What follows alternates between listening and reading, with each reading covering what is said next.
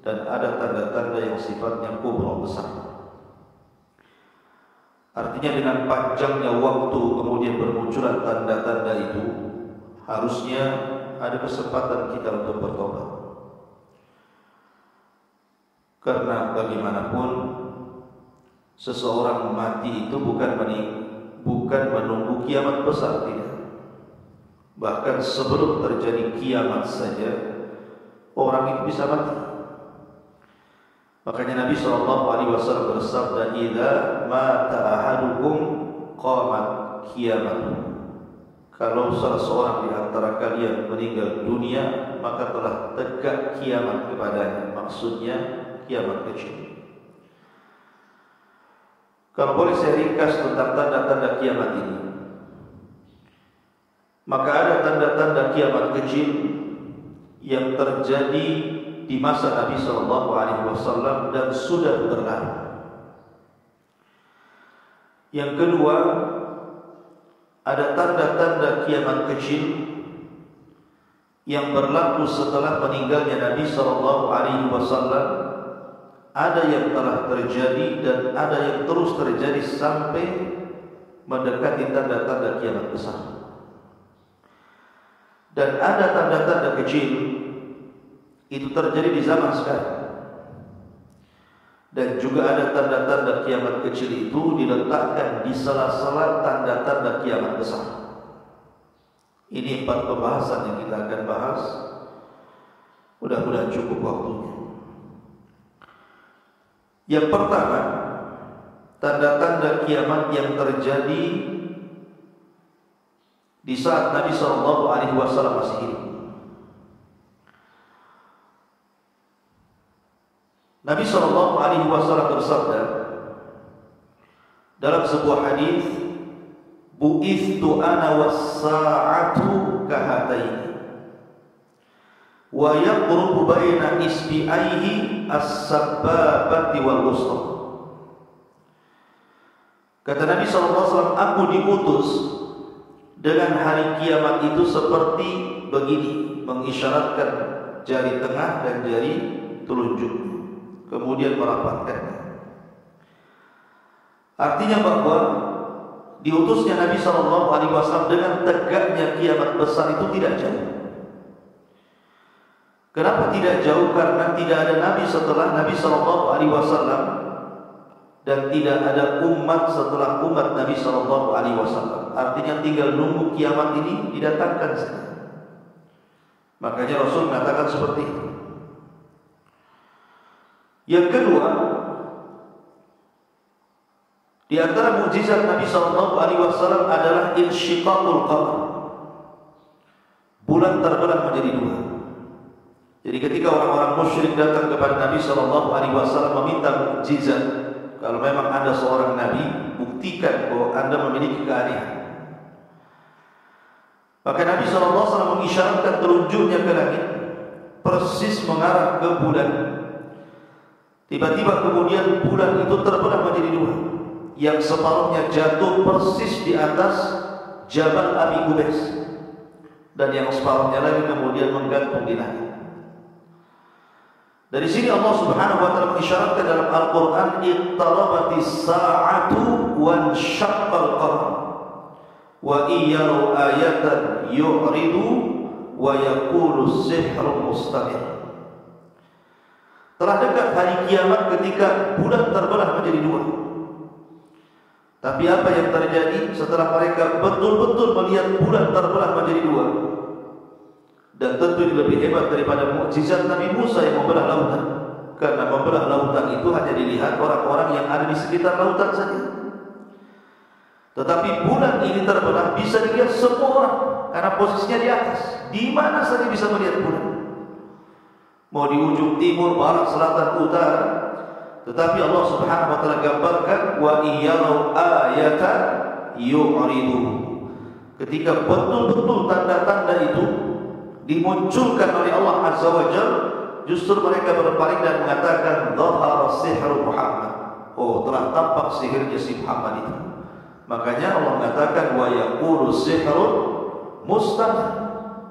Dan terbelahnya bulan itu satu tanda dari tanda-tanda kiamat kecil.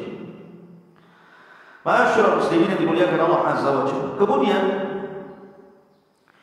di antara tanda-tanda kiamat, dan itu sudah berlalu, diutusnya Nabi SAW, termasuk juga wafatnya Nabi SAW, termasuk juga bulan terbelah menjadi dua, itu semua tanda-tanda kiamat kecil.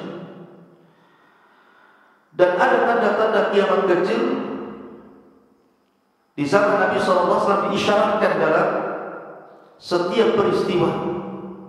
Seperti Nabi SAW mengatakan, ketika Nabi SAW berada di Tabuk, dalam perang Tabuk, Rasul berada di tendanya. Kemudian Auf ibn Malik al-Ashja'i radhiyallahu anhu datang menemui Rasul dan mengatakan, "Ataitu Nabi sallallahu alaihi wasallam fi ghazwati Tabuk wa huwa fi qubbatin min ali." Aku mendatangi Rasul sementara Rasul berada di tendanya ketika itu. Maka Nabi sallallahu alaihi wasallam kemudian berkata, "Uqdud sittan baina yaday sa'ah." Perhatikanlah perkara sebelum tegaknya kiamat. Salah satunya Nabi SAW mengatakan, "Mauti tsumma fathu Baitul Maqdis." Kematianku dan terbebasnya Baitul Maqdis. Artinya kematian Nabi SAW menjadi tanda-tanda kiamat.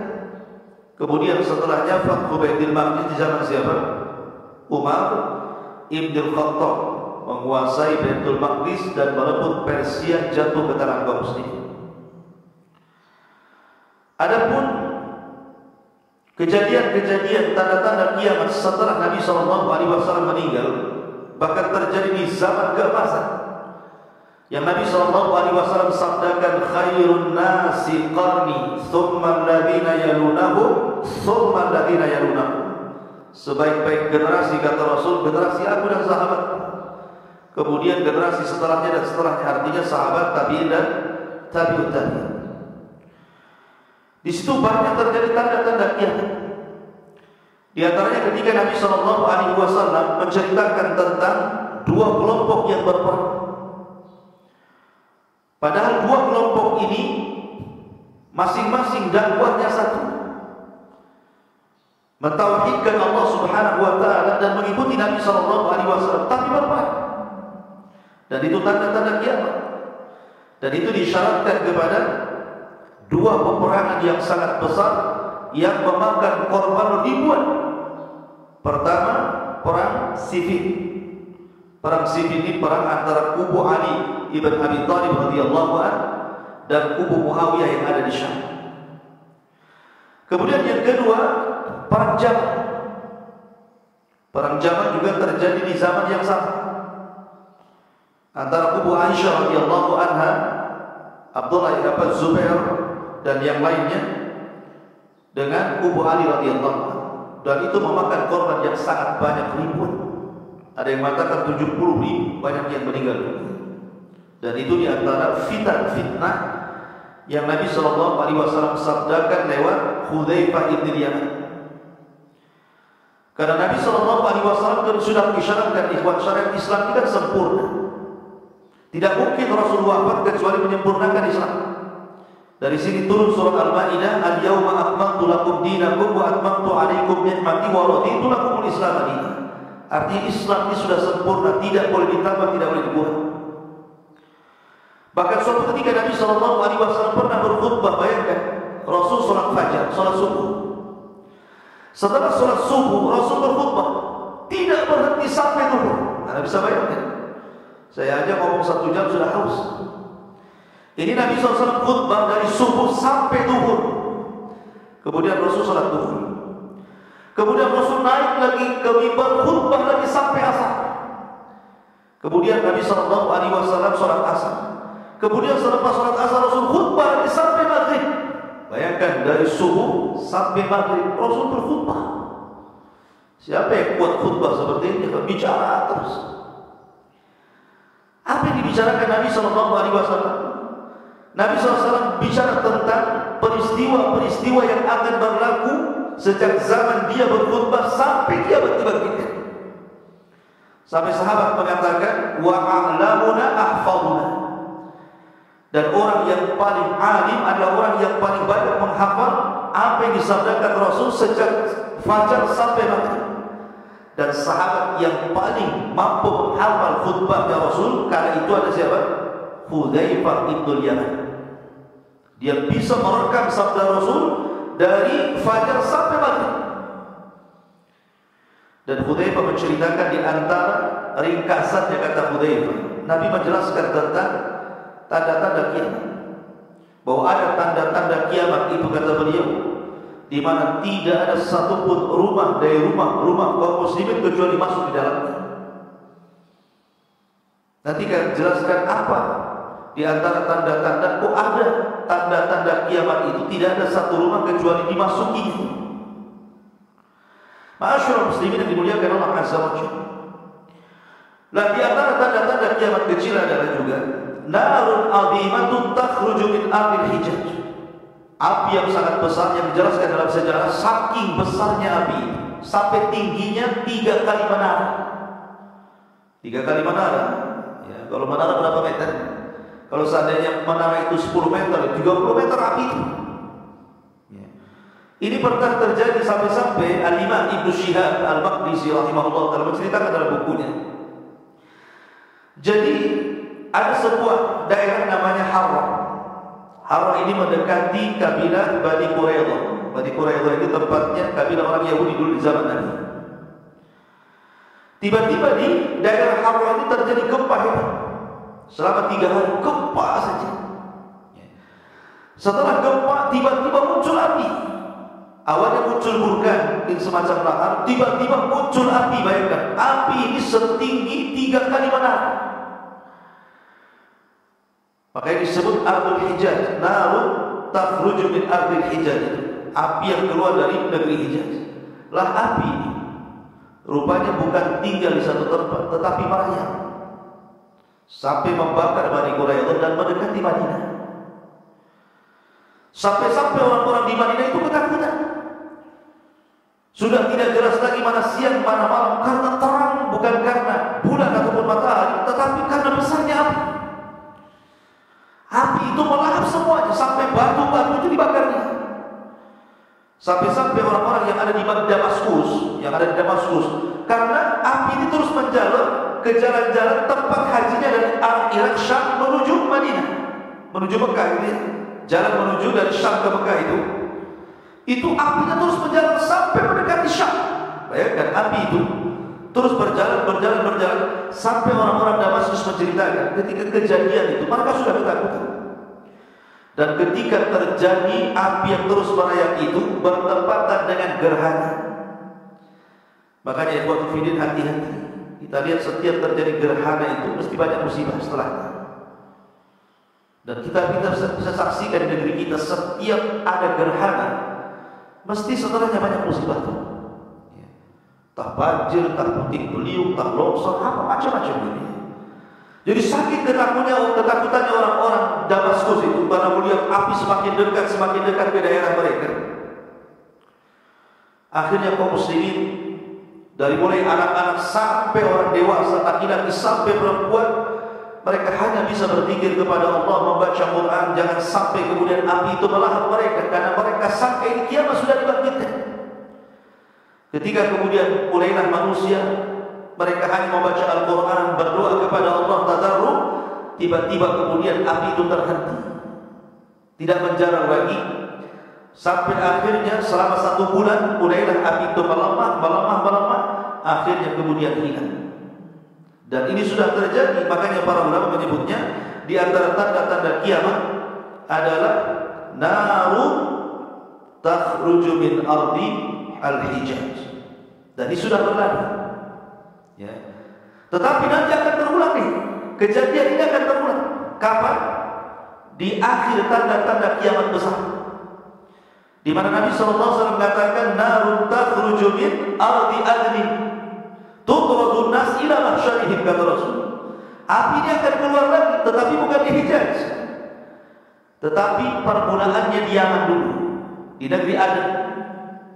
Bahkan NASA sudah membuat semacam penelitian dengan satelit dan kecanggihan mereka, memang di bumi Aden itu sudah banyak vulkan di dalamnya. Kalau seandainya itu pecah, maka tidak ada api yang lebih besar kecuali api yang terkandung di bawah negeri Aden. Dalam riwayat, "Nar takhruju min ardil Hijaz." Ada kemudian yang menggabungkan dua riwayat ini, karena bagaimanapun dalam sebuah kaidah mustalahul hadis, jam'u baina adillataini aula min tarki ahadihima, menggabungkan dua riwayat itu tentu lebih baik dibandingkan meninggalkan salah satunya. Ada yang mengatakan bahwa api ini keluar dari Aden dulu Yaman, kemudian akan membakar seluruh lautan Yaman. Kemudian api ini terus merayap, lah di Hijaz juga akan muncul api itu, api yang sama. Kemudian akan menyatu api Yaman dan Hijaz, barulah kemudian mereka akan menggiring manusia ke tempat berkumpul mereka di Syam. Karena Syam adalah ardul mahsyar, di mana manusia akan dikumpulkan di Syam. Disitulah kiamat dibangkitkan. Dan ini juga tanda-tanda kiamat besar. Apa tanda-tanda kiamat yang mirip dengan tanda-tanda kiamat kecil. Kemudian juga di antara tanda-tanda kiamat yang disabdakan Nabi sallallahu alaihi wasallam, wiladatul amati rabbataha, di mana anak seorang budak menjadi tuan. Ingat hadis Jibril yang sangat panjang. Hadis Jibril itu disebut oleh para ulama sebagai induk hadis. Jadi kalau antum bicara tentang Quran, ada induk Quran namanya Ummul Kitab Al-Fatihah. Kalau dalam hadis itu ada induk hadis. Semua hadis terinduk kepada hadis ini. Namanya hadis Jibril yang bertanya tentang Islam, iman, ihsan. Itu namanya induk hadis. Lah ketika Nabi SAW ditanya oleh malaikat Jibril tentang Islam, Rasul menjawab. Tentang iman, Rasul menjawab. Tentang ihsan, Rasul menjawab. Tetapi ketika Nabi SAW ditanya tentang kapan kiamat, Rasul tidak menjawab. Kenapa? Karena Rasul tidak punya pengetahuan tentang itu. Tetapi ketika Nabi SAW ditanya tentang tanda-tandanya, Rasul SAW menjawab. Salah satunya adalah Nabi SAW bersabda ketika ditanya tanda-tandanya adalah antalidal amatu rabbataha. Jika kau melihat ada seseorang yang dilahirkan dari seorang budak, kemudian dia pula yang menjadi tuan orang tuanya. Sebagian para ulama mengatakan, apa maknanya? Kenapa ada budak menjadi tuan? Ada yang mengatakan karena terlampau banyak perluasan daerah-daerah kaum muslimin. Di zaman itu kan banyak perluasan. Di zaman Abu Bakar kan sudah meluaskan kekuasaan. Di zaman Umar makin luas. Di zaman Utsman makin luas sampai ke Afrika kan gitu. Kecuali di zaman Ali, dan Ali itu disibukkan dengan para saudara. Tapi di zaman Muawiyah mulai lagi perluasan. Ya. Sehingga dengan banyaknya perluasan negeri-negeri Islam, kemudian banyak wanita-wanita yang ditawan dan menjadi budak, ya kan? Akhirnya kemudian dengan banyaknya perbudakan, maka banyak yang kemudian anak-anaknya merdeka karena digauli oleh tuan yang merdeka. Kemudian anak inilah yang menguasai ibunya.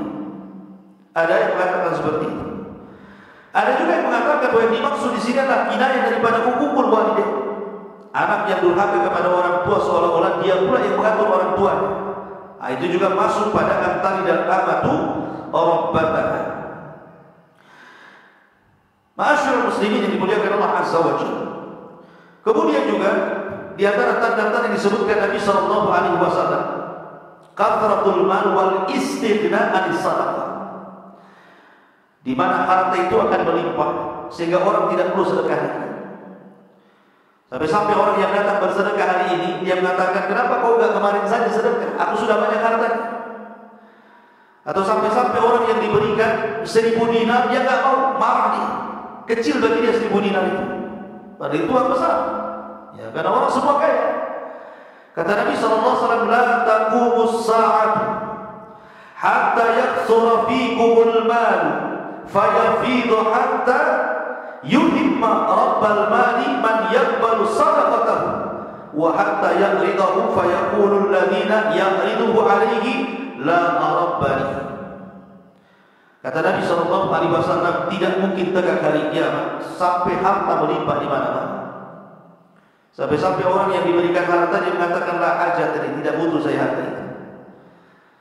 Bayangkan, ini sudah terjadi di zaman siapa? Di zaman Umar bin Abdul Aziz.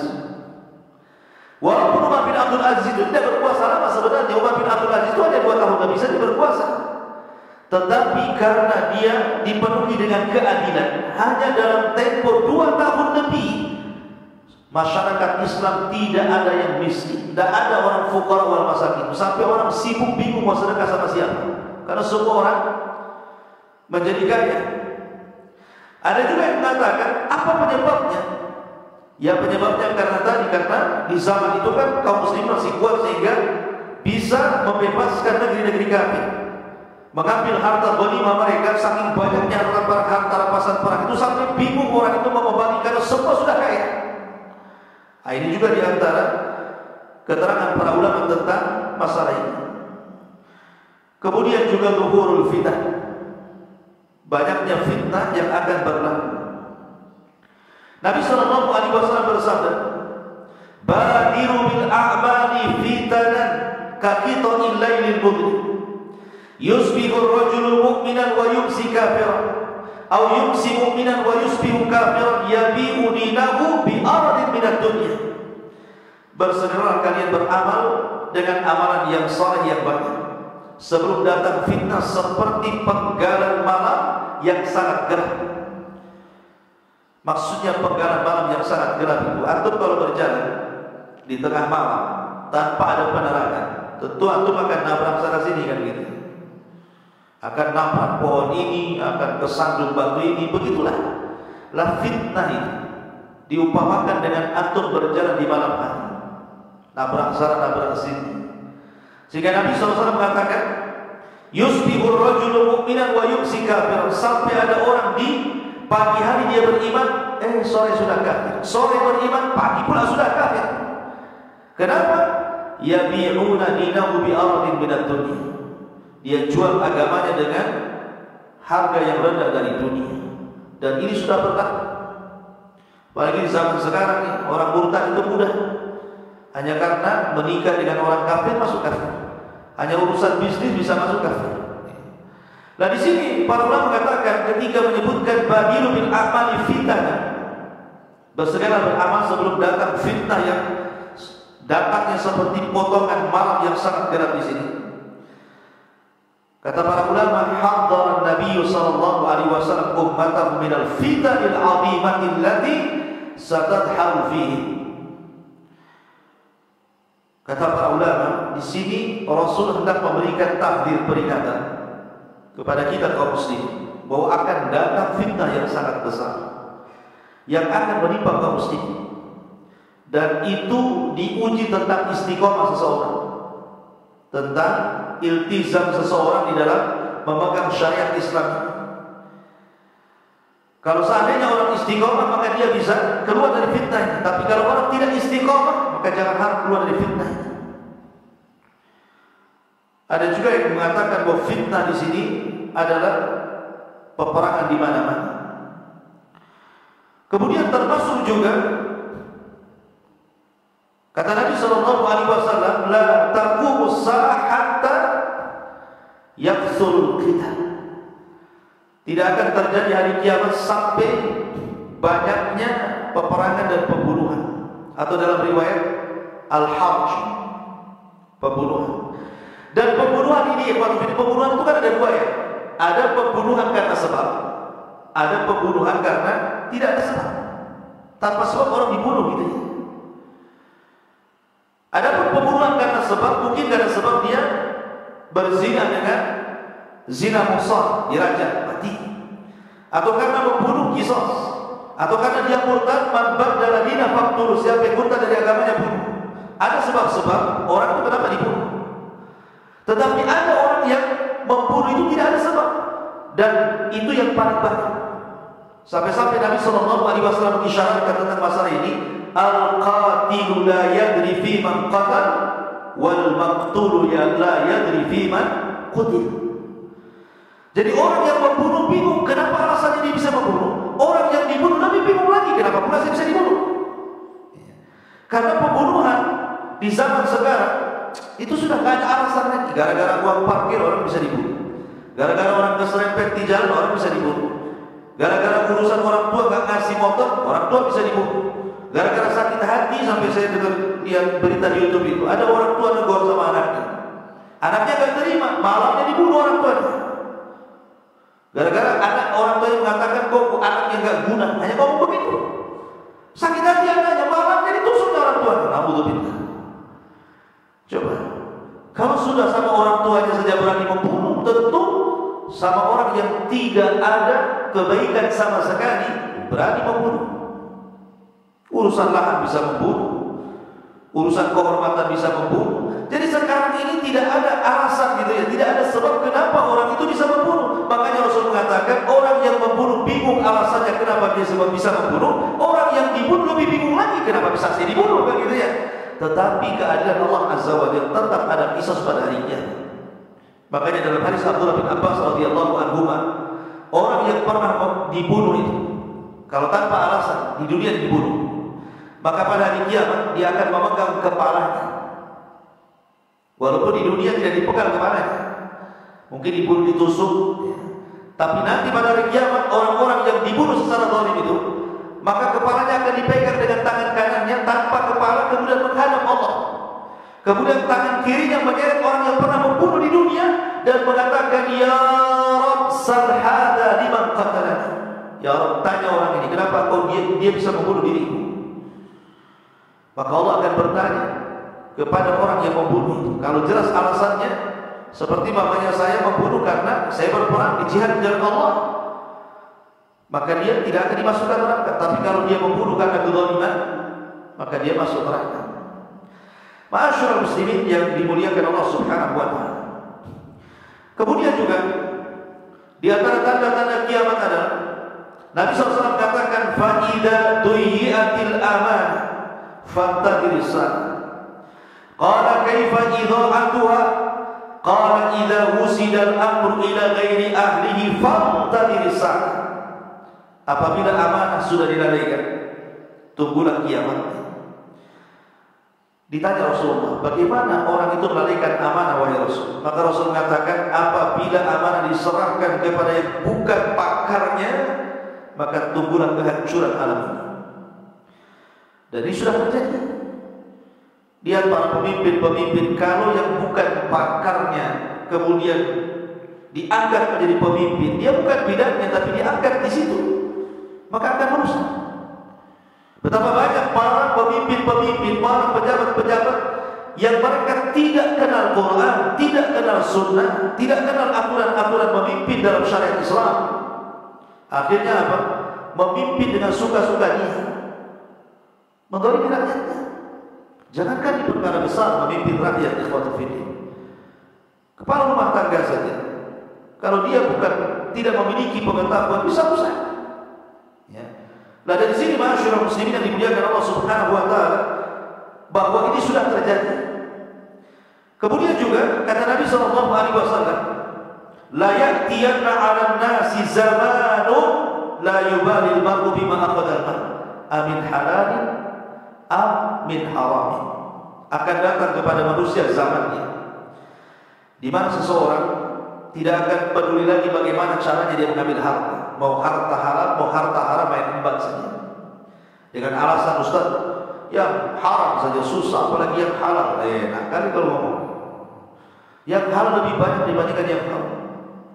Karena ketidaksabaran menjemput rizki Allah, harusnya dia mendapatkan yang halal, akhirnya mendapatkan yang haram. Maka di zaman Ali radhiyallahu anhu, ada seorang pengemis datang kepada Ali radhiyallahu anhu meminta sesuatu. Ali ini akhlaknya sama dengan Rasul, pantang diminta dia kasih. Ali teringat dia punya uang 400 dirham. Kata Ali, tunggu ya, saya akan cari. Dicarinya oleh Ali radhiyallahu 400 dirham itu. Rupanya gak ketemu. Karena lamanya pengemis ini menanti-nanti Ali radhiyallahu anhu, akhirnya dia dongkol, pergi dia. Sebelum pergi dia curi pula pelana kudanya Ali itu. Kemudian pergi. Allah takdirkan setelah orang ini pergi, ketemu pula uang 400 dirham itu. Ali bergegas keluar, ketika hendak memberikan kepada pengemis itu, hilang pula pengemis itu. Yang datang pembantunya dan melaporkan bahwa pelana kudanya hilang. Maka Ali radhiyallahu mengatakan, sebenarnya tadi saya hendak memberikan 400 dirham ini kepada pengemis, tetapi karena dia sudah tidak ada, ambil uang ini kau belikan pelana baru di pasar sana. Berangkat dia ke pasar.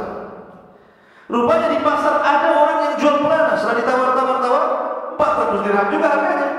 Kemudian dibawa pulang, diserahkan kepada Amirul Mukminin Ali radhiyallahu anhu. Kata Ali, Allahu Akbar, ini kan pelana kita. Dari mana kau beli? Akhirnya dia mengatakan, dari fulan, sifatnya seperti ini, orangnya kayak gini. Allahu Akbar, kata Ali. Ali mengenali bahwa yang menjual itu seorang pengemis tadi. Makanya Ali bertakbir, Allahu Akbar.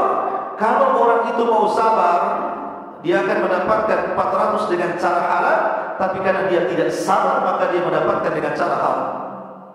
Orang mendapatkan rizki halal itu karena tidak sabar. Ingat, rizki itu kan sudah ditentukan oleh Allah di Lauhul Mahfuz. Tidak mungkin meleset. Tidak ada ceritanya malaikat kasih rizki salah alamat itu. Kalau salah alamat, malaikat kawin.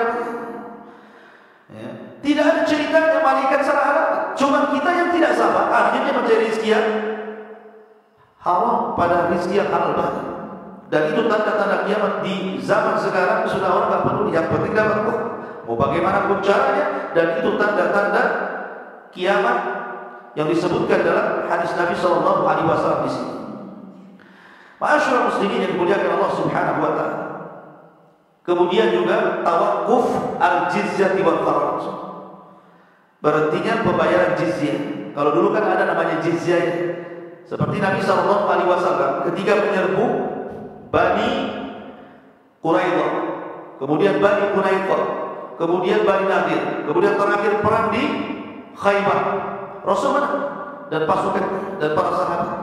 Orang-orang Yahudi takluk ke tangan kaum muslimin. Rasul tidak memaksa mereka masuk Islam. Akan tetapi Nabi SAW meminta mereka untuk membayar jizyah, upeti. Ya. Makanya Allah mengatakan, hatta yu'tul jizyata an yadin wa hum saghirun.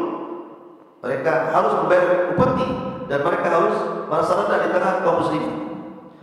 Tetapi jizyah ini sudah tidak ada lagi. Dan nanti di akhir zaman, di zaman Al-Mahdil Muntadhar akan berlaku lagi. Ya. Ma'asyiral muslimin yang dimuliakan Allah Subhanahu wa taala. Kemudian juga di antara al-futuhat wal hurub, banyaknya pembebasan negeri-negeri dan banyaknya peperangan di mana-mana. Maka Nabi SAW ketika mengisyaratkan bahwa Persia akan jatuh ke tangan kaum muslimin, akhirnya terkuasai di zaman siapa? Di zaman Umar. Kemudian Romawi. Ketika Nabi SAW akan dikuasai kaum muslimin, terjadi juga Romawi itu. Ya. Negeri Eropa tadi. Kemudian juga ketika Nabi SAW menceritakan tentang akan hilangnya negeri Kisra dan Kaisar, dan itu juga terjadi. Kata Rasul, apabila mati Kisra, maka tidak ada Kisra setelahnya. Ketika Nabi SAW mengirim surat kerajaan Kisra, kan? Kemudian dirobek-robek suratnya Rasul, maka Rasul mengatakan, Mazzaqallahu mulka, semoga Allah hancurkan kerajaan. Idza mata Kisra, para Kisra abadan. Kalau hancur Kisra, tidak ada Kisra lagi. Dan betul, tidak ada Kisra lagi, Kaisar sudah tidak ada lagi. Dan semua dikuasai kaum muslimin, dan itu pernah terjadi di abad kejayaan kaum muslimin menguasai Persia dan Romawi. Padahal di zaman Rasul itu dua negara di daerah ya, yang paling kuat satu dunia, tapi dikuasai kaum muslimin. Dan itu sudah berlalu. Artinya bahwa tanda-tanda kiamat ini sudah berlalu. Termasuk juga Qitalul Turk, di mana kaum muslimin akan memerangi bangsa Turki, bukan Turki yang sekarang kita kenal Istanbul, bukan. Maksud Turk di sini artinya adalah Tatar, tentara Tatar, tentara Mongolia bahasa kita ya, yang sipit-sipit, bulat-bulat gitu, yang pendek-pendek, persis kayak orang Cina gitu. Tapi bukan Cina, maksudnya di sini Tatar kan. Ya, Tatar itu pernah terjadi peperangan kaum muslimin melawan Tatar di zaman Syekhul Islam Ibnu Taimiyah rahimahullah taala, dan kaum muslimin dimenangkan. Padahal Tatar ini berbis, ya, rajanya sampai jenis kan waktu itu kan, sampai menguasai Baghdad, menumpahkan darah, membakar kitab Ahli Sunnah, merobohkan semua Baghdad, membantai kaum muslimin habis-habisan. Tetapi kemudian Allah Subhanahu wa taala memenangkan perang Tatar. Dan ketika perang Tatar berhasil menguasai Baghdad, tidak itu karena siasatnya orang-orang Syiah. Ya, jadi kerjasama dengan orang-orang Syiah, kemudian dijebaknya khalifah sampai dibunuh, kemudian akhirnya mereka masuk ke negeri Baghdad, dibantainya negeri Baghdad, dihancurkannya bangunan, ulamanya dibantai, kitab-kitab ahli sunnah dibakar. Dari situlah banyak yang raib tentang rujukan kaum muslimin karena kitab-kitabnya banyak dibakar. Alhamdulillah masih banyak yang tersisa, tapi sebagian besar dibakar oleh orang-orang Tatar. Tapi Allah menangkan di zaman Syaikhul Islam Ibnu Taimiyah, maka kaum muslimin berhasil mengalahkan Tatar. Ma'asyiral muslimin yang dimuliakan Allah Subhanahu wa taala. Kemudian juga al-khasf wal qadaf wal masx. Tadi khasf itu kalau ke langit berarti gerhana, kalau ke bawah berarti gempa. Kemudian juga al-qadaf wal masx, orang itu dirubah wajahnya atau akhlaknya. Seperti Bani Israil pernah dia rubah menjadi keras selama 3 hari kemudian mati. Maka umat ini pun akan berlaku, ada orang-orang yang dirubah wajahnya. Bahkan saya pernah terbaca dari salah satu kitab yang dikarang Imam Ibnu Hazm rahimahullah taala. Ketika Nabi SAW katakan tentang masalah kaifiyah salat, siapa yang mengangkat kepalanya ke langit, maka akan dirubah kepalanya dengan kepala keledai. Ya kan, kata Nabi SAW, siapa yang ketika sholat tidak memandang tempat sujud, malah kemudian tengok sampai ke langit gitu ya, ketika sholat Allahu Akbar gini, bukan begini ya, maka kepalanya dirubah dengan kepala keledai. Kata Imam Ibnu Hazm, di zaman dia ada orang yang kemudian ingin mencoba hadis itu. Hadis ini enggak benar, mana kepala saya dirubah jadi keledai. Betul dia sholat. Akhirnya dia menyengaja diri ketika imam dia hadis itu bicara tentang masalah mendahului imam ya. Mendahului imam ya. Barang siapa yang mendahului imam sebelum bangkit dari ruku dia sudah ruku, imam sebelum bangkit dari sujud dia sudah sujud, maka dia akan dirubah kepala keledai.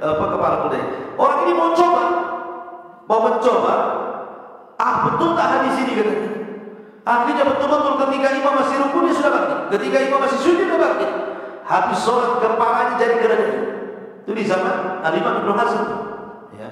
Jadi bukan mustahil terjadi maskhun itu, di mana Allah Subhanahu wa taala merubah fisik seseorang jadi binatang. Ya.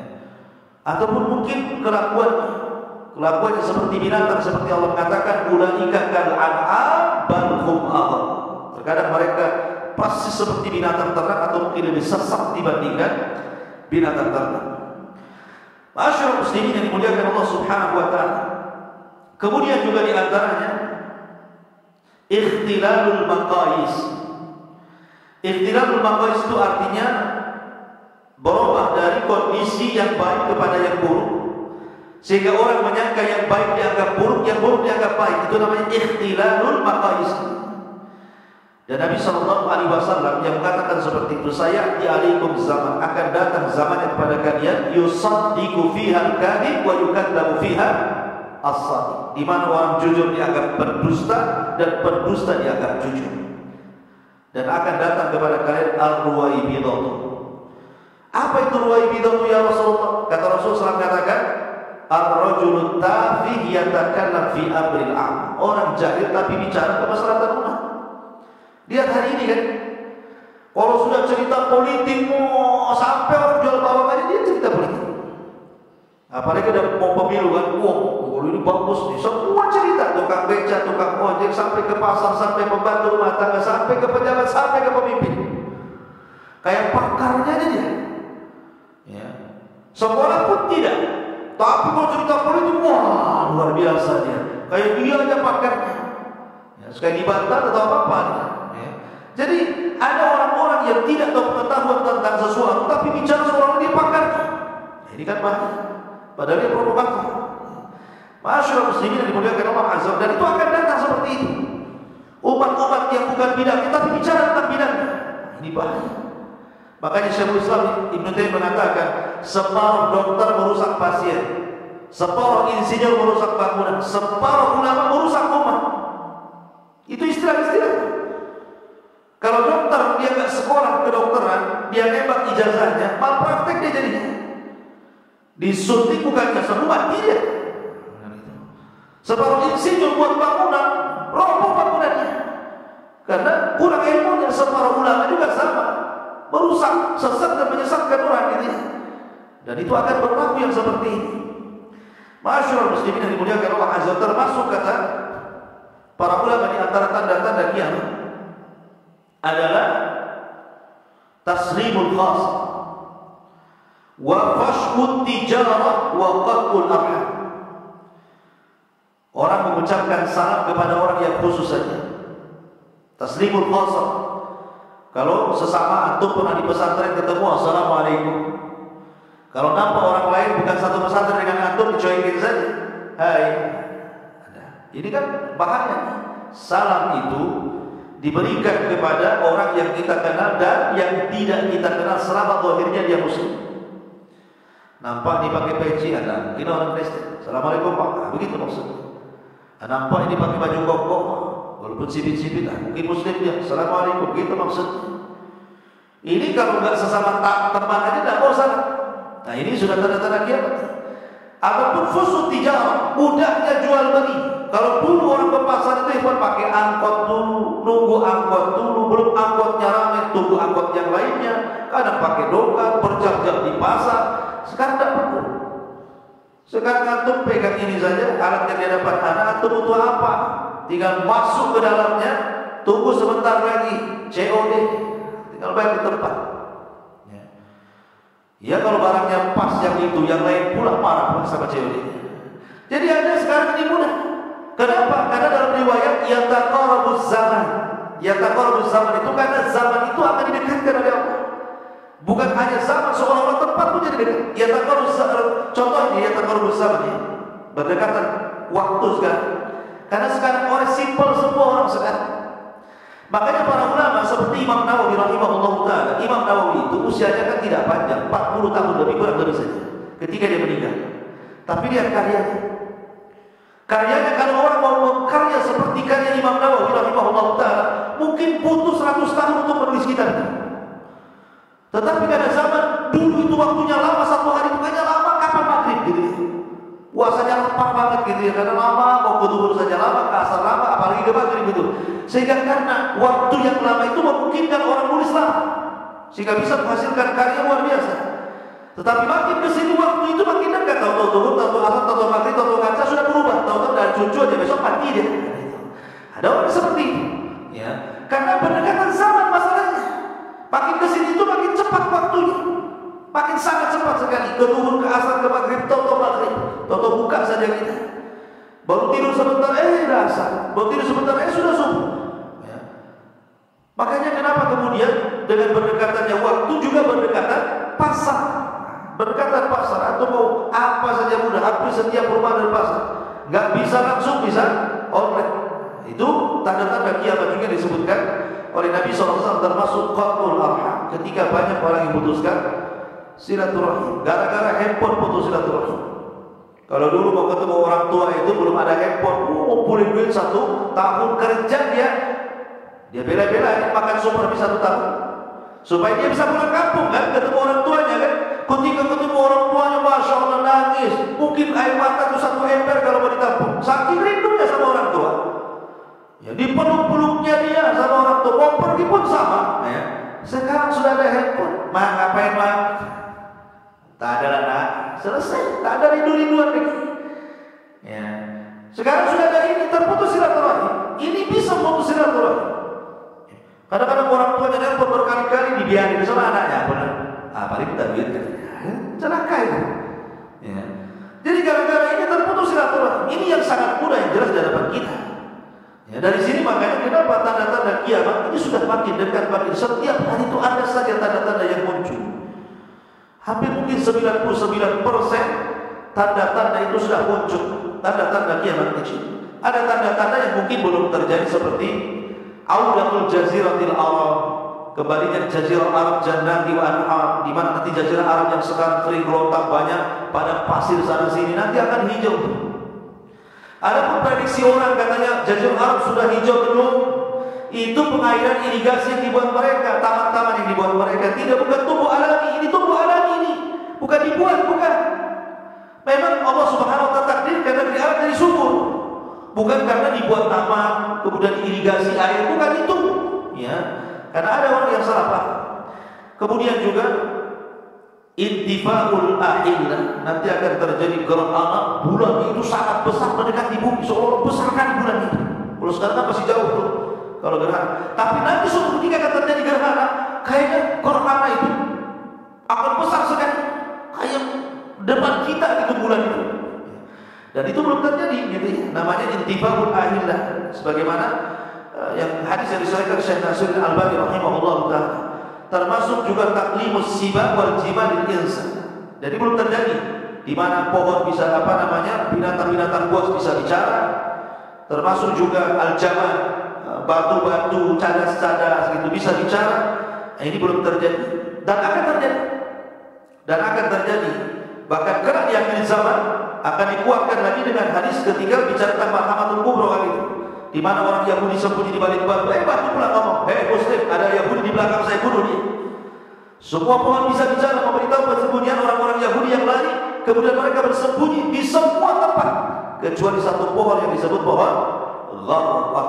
Nah, ini pohon ini lagi ditanam oleh Israel sehingga mereka meyakini, karena hadis ini sudah bocor sama orang-orang Israel, sehingga mereka menanam pohon Gharqad. Mereka tahu itu pohon mereka. Ya, mereka menanam, tapi pernah sempat kebakaran itu. Tanam pula lagi sama dia. Waktu ini menjaga Allah Azza wa Jalla. Termasuk juga yang belum terjadi inhisarul furat an jabal min al-dhahab, di mana nanti sungai Efrat itu akan kering. Kemudian akan muncul gunung semuanya pas. Itu yang diperebutkan 3 anak khalifah. 3 anak khalifah akan memperebutkan itu. Tetapi jangan diisyaratkan kepada Raja Salman hari ini. Katanya Raja Salman punya 3 anak, itulah yang akan memperebutkan pembendaharaan emas di sungai Efrat. Dari mana penafsiran ini? Nabi hanya menyebutkan 3 anak khalifah. 3 anak khalifah, dan tidak disebutkan juga Mekah, tidak disebutkan tentang negeri Madinah. Ya. Jadi ini anak khalifah mana satu gitu? Gak bisa kita memprediksi karena ini perkara gaib. Nabi SAW hanya menyebutkan 3 anak khalifah berperang memperebutkan bukit emas di sungai Efrat, itu saja selesai. Adapun kapan terjadinya, wallahu alam, yang jelas belum terjadi. Karena nanti kalau setelah terjadi akan banyak urus, ya, pembenaran keluar dari perut bumi dan akan memakmurkan manusia. Ma'asyiral muslimin yang dimuliakan Allah Subhanahu wa taala, termasuk juga muhadaratul muslimin ilal Madinah. Nabi SAW mengatakan yushikul muslimuna an yuhadaru ilal Madinati hatta yakuna ab'ad masalihim silah. Dan banyak lagi ada namanya fitnah Duhaimah, ada namanya fitnah Ahlas, ada namanya fitnah Jahjah. Itu istilah-istilah ya. Dan ini nanti kita akan lanjutkan di esok hari tentang lanjutan tanda-tanda kiamat kecil. Wallahu a'lam subhanahu wa bihamdika asyhadu an la ilaha illa anta astaghfiruka wa atubu ilaik. Wallahu ta'ala. Assalamualaikum warahmatullahi wabarakatuh.